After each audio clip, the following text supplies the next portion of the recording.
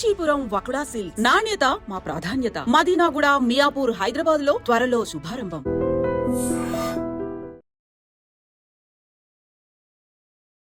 అందరికీ నమస్కారం. నేను Swarupa Potlapalli. Welcome to trending topic.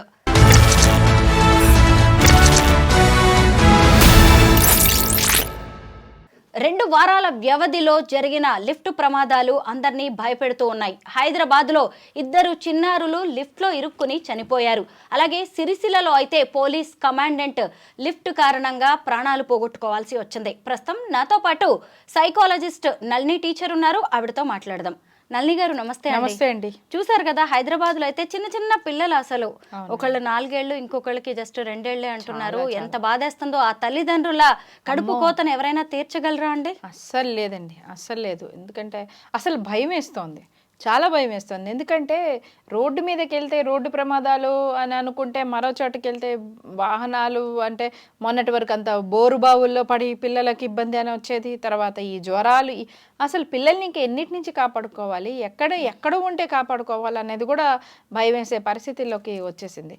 Lift ప్రమాదాలు ఈ మధ్య బాగా చూస్తున్నామండి. ఇది అనే కాదు, లిఫ్ట్ లో వచ్చిందని అనుకొని ఇప్పుడు మీరన్న కమాండో పోలీస్ గారి ఆయన చనిపోయిన దాని కేసులో ఆయన లిఫ్ట్ వచ్చిందని అనుకొని తలుపు తెరుచుకొని చూస్తే లేకపోతే ఇదే కేసు మీరు అబ్జర్వ్ చేస్తే కొన్ని నెలల క్రితం ఒక హాస్పిటల్లో ఒక మహిళతో కూడా జరిగింది.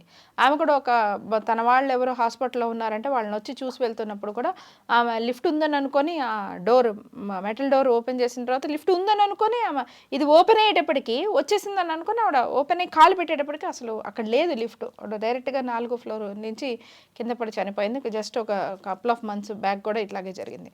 సో ఈ లిఫ్ట్ ప్రమాదాలు ఈ మధ్య చాలా ఎక్కువ జరుగుతున్నాయి. పిల్లలకి అసలు ఆ టెక్నికల్గా దాన్ని ఆపరేట్ చేసే పద్ధతి రాదు కదా. అలాంటిది మీరు ఆ ప్రమాదాలు చూడండి, రెండిట్లో కూడా పిల్లలు ఒంటరిగా లిఫ్ట్లో ప్రయాణం చేసే ప్రయత్నం జరిగింది.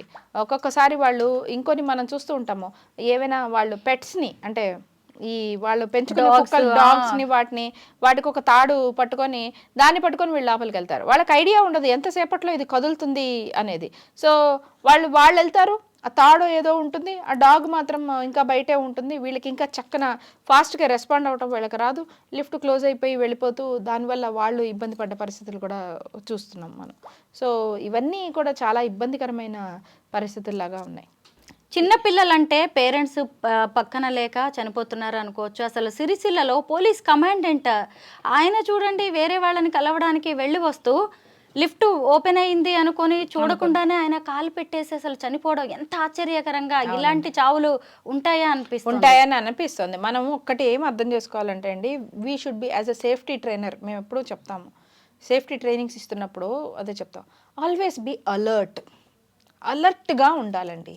మనం ఏ పని చేస్తున్నామో ఇదే మీరు ఆర్ట్ ఆఫ్ లివింగ్ వాళ్ళనో, మెడిటేషన్ వాళ్ళనో, యోగా వాళ్ళనో అడిగితే వాళ్ళు కూడా ఇదే మరో విధంగా చెప్తారు. ఏ పని చేస్తున్నావో దృష్టి దా పని మీదే పెట్టు, లివ్ ఇన్ దట్ మూమెంట్. ఇప్పుడు నేను మాట్లాడుతుంటే నా దృష్టి మీరుతో మాట్లాడటం మీదే ఉండాలి. నా ఫోన్ అక్కడ ఉందా, అదేమైనా మోగుతోందా, ఇంకోటి ఏదో జరుగుతుందా అంటే అప్పుడు ఇది తప్పుతుంది అంటే ఇప్పుడు నా మాట తప్పితే పోయింది, నష్టమేమీ లేదు, మనం కట్ చేసుకొని మళ్ళీ ఇంకో వీడియో చేసుకుంటాం. కానీ అదే నేను డ్రైవింగ్ చేస్తున్నప్పుడు నేను ఏదో ఆలోచనలో ఉన్నాను, లేదు ఫోన్ నడుస్తున్నప్పుడు ఫోన్ చూస్తూ నడవడం అనేది కొంతమందికి అలవాటు అయిపోయింది. ఫోన్ చూస్తూ లిఫ్ట్ లాంటివి కానీ, ఫోన్ చూస్తూ డ్రైవ్ చేయడం కానీ, ఫోన్ చూస్తూ నడవడం కూడా డేంజరేనండి ఈ రోజుల్లో. ఫోన్ చూస్తూ నడవడం కూడా డేంజరే. సో నువ్వు ఏ పని చేస్తున్నావో ఒక పని చెయ్యి, at one point of time ఒక పని చెయ్యి, ఆ పని మీదే దృష్టి ఉండాలి. లిఫ్ట్ ఎక్కడానికి వచ్చినప్పుడు అంటే పాపం పోయిన ఆయన్ని మనం ఇప్పుడు ఆయన్ని తప్పు పట్టలేము. చాలా ఆ కుటుంబానికి చాలా మనం ఏమంటే కండోలెన్సెస్. కానీ వాళ్ళ నుంచి మనం ఏం నేర్చుకోవాలి, అంతే కదా. పాపం వాళ్ళ ప్రాణం పోయిన తర్వాత అయినా మనం ఏదో పాఠం నేర్చుకోకపోతే ఇంకా మనకంటే మూర్ఖులు ఇంకెవరు ఉంటారు. సో అట్లీస్ట్ ఇలా జరిగింది కాబట్టి దీని నుంచి మన లెర్నింగ్ ఏంటి అంటే, లిఫ్ట్ ఆపరేట్ చేస్తున్నప్పుడైనా సరే జనరల్గా మనం ఏంది, లిఫ్ట్ ఉంది ఇటు తలుపు తెరిచి లోపలికి వెళ్ళి నొక్కేసి తలుపులు వేసేస్తే అయిపోతుంది. ఈ లోపల మనం మొబైల్ మాట్లాడుతూ ఉంటామో, చూసుకుంటూ ఉంటామో, చేస్తూ ఉంటాం. సో ఇలాంటి కేసులు చూస్తే మనకు ఏమర్థం అంటే, please be alert, be in that moment. ఏ పని చేస్తున్నావు ఆ పని చెయ్యి. లిఫ్ట్ ఎక్కాలి అనుకున్నప్పుడు ఈ తలుపు తెరిచి లోపల వచ్చిందా లేదా, check whether the lift has come or not, ఆ ఫ్లోర్ కనిపిస్తుందా లేదా. తర్వాత 2 తలుపులు వేసుకున్న తర్వాతే మనం నెంబర్ నొక్కటం. కొంతమంది లోపలికి వెళ్ళిపోయి నెంబర్ నొక్కేసిన తర్వాత తలుపులు వేస్తూ ఉంటారు. లేదు, ఫస్ట్ పూర్తిగా లోపల తలుపు కొంచెం వేసి, లేకపోతే లోపల తలుపు మూడొంతులే తెరుస్తూ ఉంటారు. కొంతమంది ఏంటంటే కొంచెం కొంచెం తెరుచుకొని ఆ కొంచెం గ్యాప్లో నుంచి బయట తలుపు వేసేస్తారు. అప్పటికేమవుతుంది, బయట తలుపు వేసుకుంది కదా అని ఇంకా లిఫ్ట్ అవ్వడం స్టార్ట్ అయిపోతుంది. ఇంకా లోపల తలుపు పూర్తిగా అవ్వదు. ఈ లోపల చెయ్యి ఇరుకుపోయి ఆ తలుపుకి ఈ తలుపుకి మధ్య చేతులు అలా బోన్ ఫ్రాక్చర్ అయిన వాళ్ళని కొంతమంది చూస్తుంటాం. సో తలుపు అయినా సరే మోర్ దాన్ హాఫ్ తెరవడం, ఆ తర్వాత ఒక తలుపు తర్వాత ఒక తలుపు జాగ్రత్తగా క్విక్గా వేసుకోవడం, ఆ తర్వాతే నెంబర్ నొక్కడం అండ్ ఆ సౌండ్ని గమనించడం. వేరే వాళ్ళు ఎక్కడైనా నొక్కుతున్నా కూడా దాని నుంచి సౌండ్ వస్తుందా, స్పెసిఫిక్ సౌండ్స్, ఇలా కొన్ని కంపల్సరీ మనం కొన్ని అంటే బీ అలర్ట్ వెన్ మనం ఇలాంటి ఏ ఎలక్ట్రానిక్ ఐటమ్స్ కానివ్వండి, లేకపోతే ఇలాంటి మన కన్వేయన్స్కి సంబంధించిన ఏవి మనం వాడుతున్నా కూడా we should be 200 times we are షూర్గా ఉండాలి. అండ్ అక్కడే ఉండాలి మన ధ్యాస. మన ఆ పని అయిపోయేంత వరకు మన దాని మీదే ధ్యాస ఉండాలనేది అట్లీస్ట్ ఈ ఇన్సిడెంట్ నుంచి మనం నేర్చుకోవాల్సిన ఒక లెసన్. ఈ లిఫ్ట్ ప్రమాదాలు ఎందుకు ఈ మధ్య కాలంలో ఎక్కువగా జరుగుతున్నాయి అంటే, ముఖ్యంగా లిఫ్ట్స్ పెడుతున్న కాంట్రాక్టర్స్ డబ్బులకి కకృతుపడి సరైన క్వాలిటీవి పెట్టకపోవడం, అలాగే అపార్ట్మెంట్స్లో మెయింటెనెన్స్ అనేది సరిగ్గా లేకపోవడం వల్ల ఎక్కువగా జరుగుతున్నట్టుగా తెలుస్తుంది. ఇక నుంచైనా కొత్తగా లిఫ్ట్స్ పెట్టే వాళ్ళు ఎలాంటి జాగ్రత్తలు తీసుకుంటే మంచిది? ఇప్పుడు ఫస్ట్ ఇవి ఇన్సిడెంట్ జరిగిన తర్వాత నేను అదే చెప్తున్నాను, ఈ వీడియో చూస్తున్న వాళ్ళందరికీ కూడా చెప్తున్నాను, అసలు ముందెళ్ళి ఫస్ట్ మీ లిఫ్ట్ చెక్ చేసుకోండి.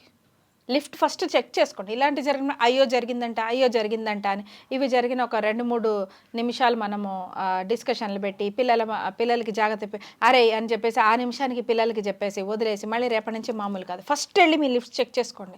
అవి తలుపులు పడితేనే అది కదులుతోందా, తలుపులు పడకుండా కూడా అది కదులుతోందా. అండ్ అతి ముఖ్యంగా ఇప్పుడు మన నెంబర్ నొక్కిన తర్వాత అది కదలడం ఒక స్టెప్, తలుపులు వేసిన తర్వాతే అది ఖచ్చితంగా కదలడం స్టార్ట్ అవ్వాలి, ఇది రెండో స్టెప్.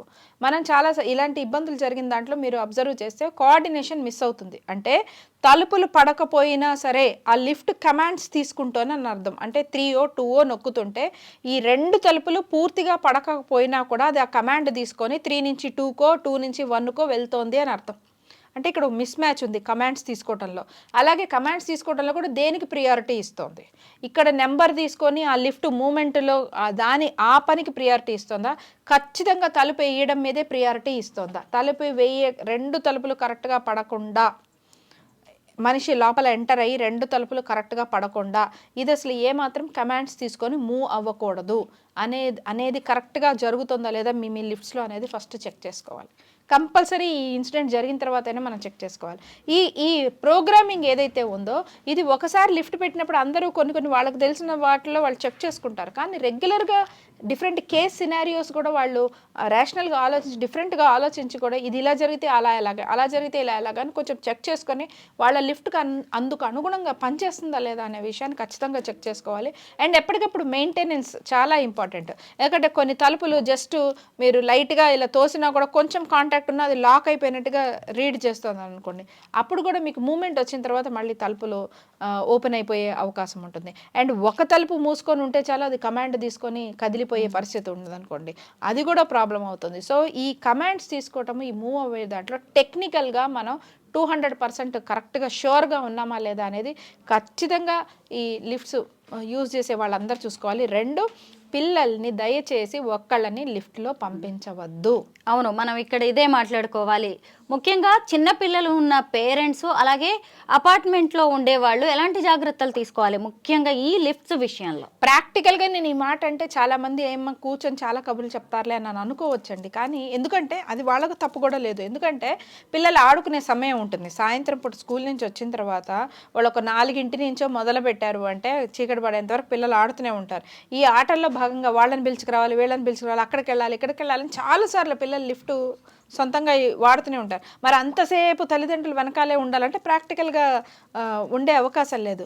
అయినా సరే మనం we should make sure that at least పిల్లలు ఒంటరిగా మాత్రం ఈ లిఫ్ట్ అనేది వాడడం అనే దాన్ని మనం అసలు ఎంకరేజ్ చేయకూడదు అనే విషయాన్ని అర్థం చేసుకోవాలి. మీరు అబ్జర్వ్ చేస్తే కొన్ని అపార్ట్మెంట్స్లో యాక్సెస్ కార్డ్ అని ఇస్తారు. అంటే నెంబర్ నొక్కిన తర్వాత కూడాను యాక్సిస్ కార్డు పెట్టిన తర్వాత లిఫ్ట్ మూమెంట్ అనేది స్టార్ట్ అవుతుంది, లేకపోతే లిఫ్ట్ అంతవరకు కదలదు.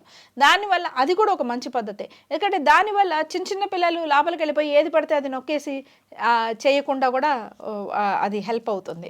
ఏది కావాలన్నా మెట్ల మీద నుంచి పైకి కిందికి వెళ్తారు.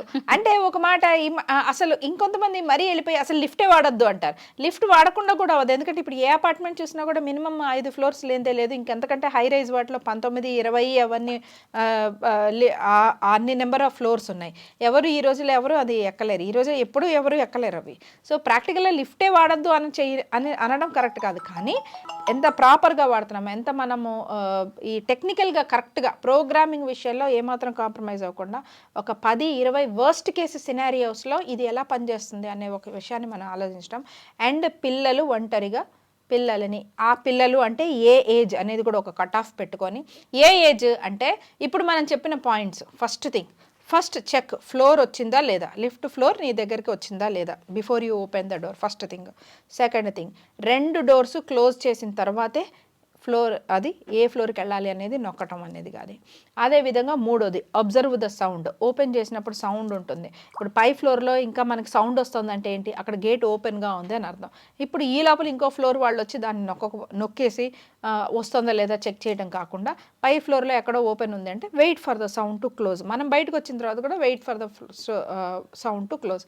ఇలాంటివి కొన్ని మనం జాగ్రత్తలు నేర్పిస్తే పిల్లలు నేర్చుకోగలిగేంత వయసు వచ్చిన తర్వాతనే వాళ్ళని సింగిల్గా అలౌ చేయాలి. లేనంత వరకు ఖచ్చితంగా ఎవరో ఒకళ్ళు పెద్దవాళ్ళు అసిస్ట్ అయితే చేయాలి.